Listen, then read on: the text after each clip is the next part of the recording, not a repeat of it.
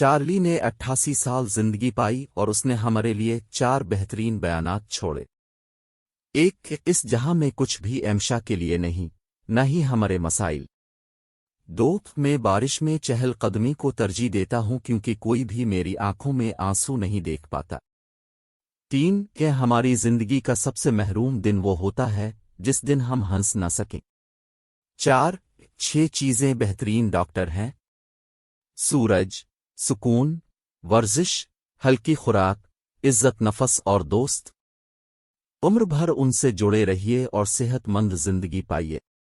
چاند دیکھنے پر اب خدا کی خوبصورتی پاتے ہیں، سورج دیکھنے پر اب خدا کی طاقت کا اندازہ کرتے ہیں، آئینہ دیکھنے پر اب خدا کی خوبصورت ترین مخلوق دیکھتے ہیں، سو خود پر یقین رکھے۔